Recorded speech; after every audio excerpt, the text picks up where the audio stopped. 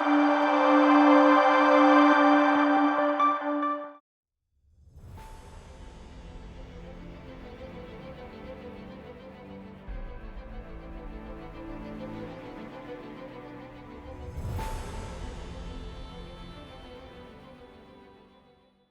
are not who you could be. That fact should terrify you. It should ignite a fire in your gut that says, enough. Because here's the truth, life is not easy, and it was never supposed to be. You're not going to waltz through existence and end up somewhere meaningful by accident. You have to earn it. And to earn it, you have to walk through hell voluntarily. Not once, not twice, every single day. You have a dream. Maybe it's vague, perhaps it's so buried under the weight of fear and failure that you barely recognize it anymore. But it's there. A vision of what your life could be, if you had the discipline, the courage, the honesty to pursue it. And I'll tell you something right now, you won't get there by accident. Because the obstacles in your way, they're real. They're brutal. They don't care how you feel. They don't care about your intentions. They don't even care about your effort. They respond only to one thing: relentless competence. You have to become the kind of person who can handle the weight of your own potential. And that means confronting everything in your life that is broken, disordered, weak, and corrupted. Not tomorrow. Not someday. Today. Right now. Made to feel everything. The burn, the pressure, the resistance. That's the signal you're in the fight. And the fight is the only thing that sharpens you into someone capable of creating a life that matters. So no, you don't need more comfort. You need more purpose, more pain, more sacrifice, because that's where your power is hiding. But how do you resist the comfort? By replacing it with vision, with a future so compelling, so demanding, that comfort feels like a cage, not a reward. You have to see your comfort zone as the enemy, not because it's evil, but because it's seductive. It kills slowly with a smile. Train your body. Discipline your appetites. Stop negotiating with your lower self. That's how you kill comfort before it kills you. One of the most toxic obstacles on your path is the trap of comparison. You scroll. You watch. You compare. Everyone's life looks better, cleaner, easier, more successful. And suddenly, your victories feel small. Your path feels insignificant. You feel behind. But here's the truth. You are comparing your behind the scenes to someone else's highlight reel. You are comparing your day 1 to their year 10. And the price? Your confidence, your peace, your focus. The need for social validation is a drug. It gives you a quick hit, a like, a share, a comment, and then it fades, leaving you emptier than before. Your worth isn't found in the eyes of strangers.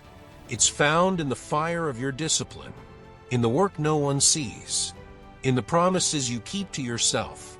The only metric that matters: who you were yesterday and who you are today.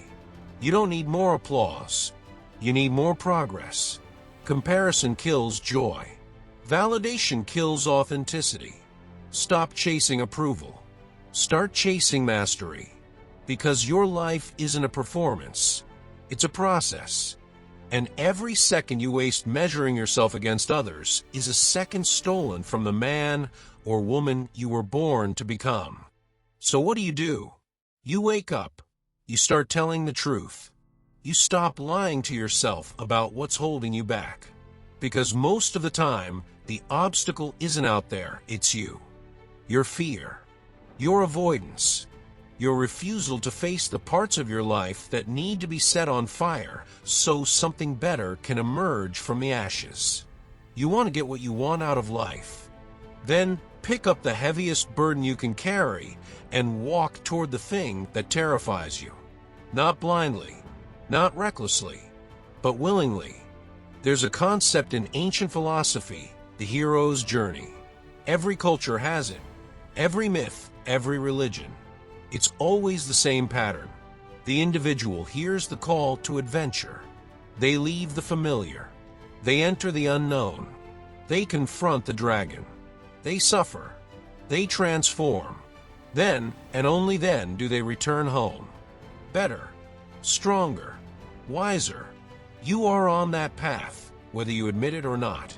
The only question is whether you'll walk it consciously or spend your life running from it. Understand, voluntary struggle is the only kind that changes you. Because when you choose the pain, you strip it of its power. You transform it into fuel. And every step you take into the fire willingly is a step toward mastery. Mastery of your fear. Mastery of your story. Mastery of yourself. This isn't motivation. This is a mandate. You are built for the fight. Now go prove it. Don't wait to feel ready. You never will. Take the first brutal, imperfect step. Run toward the resistance. Court the hard path. Because if you don't, if you delay, you will drift. And drift leads to regret. The war doesn't wait. The mountain doesn't move. Either you climb or you stagnate. And stagnation is a slow suicide. So move, bleed, conquer. People try to run from pain, escape it, numb it.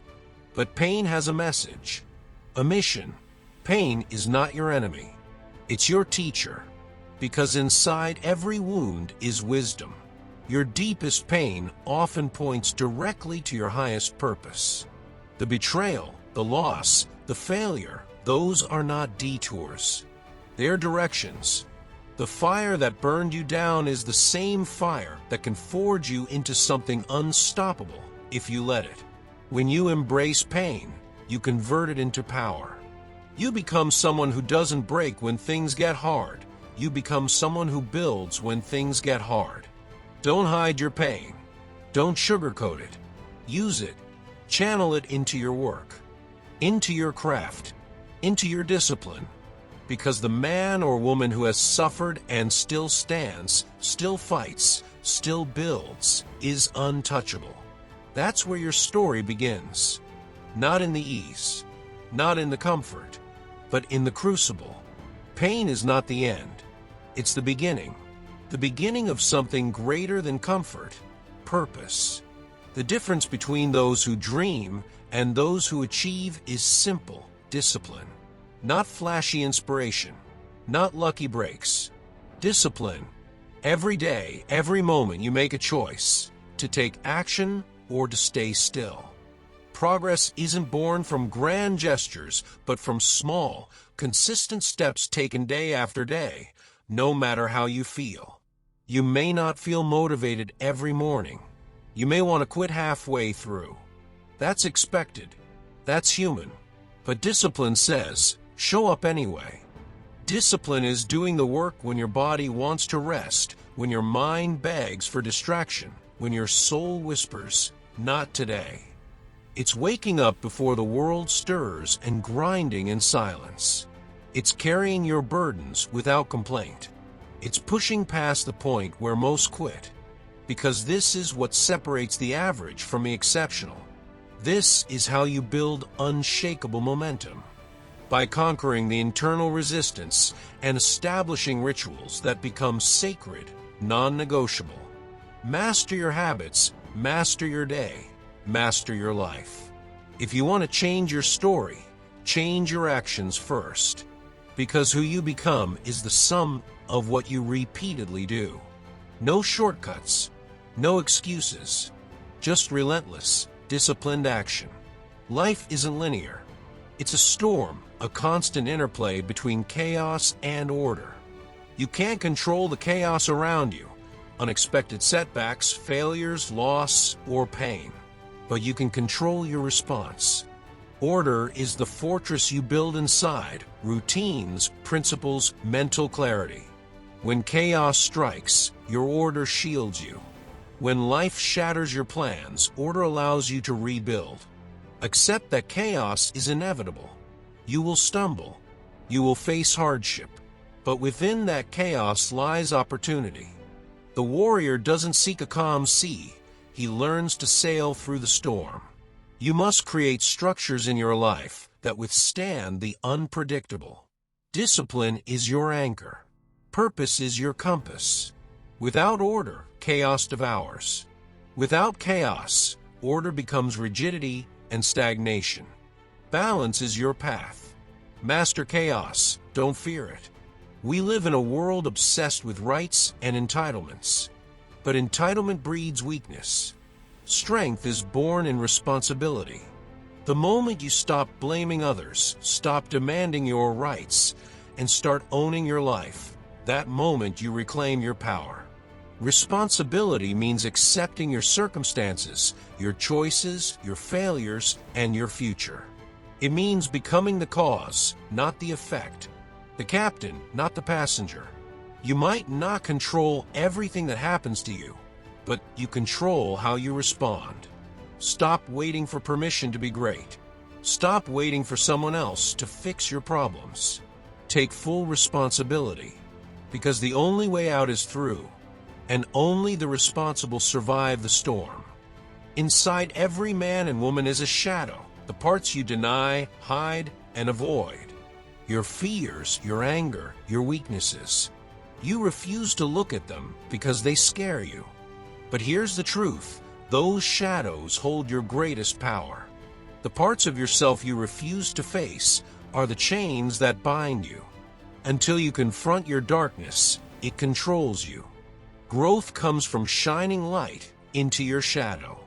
It's painful, it's uncomfortable, but necessary. When you stare down your fears and weaknesses, you rob them of their power.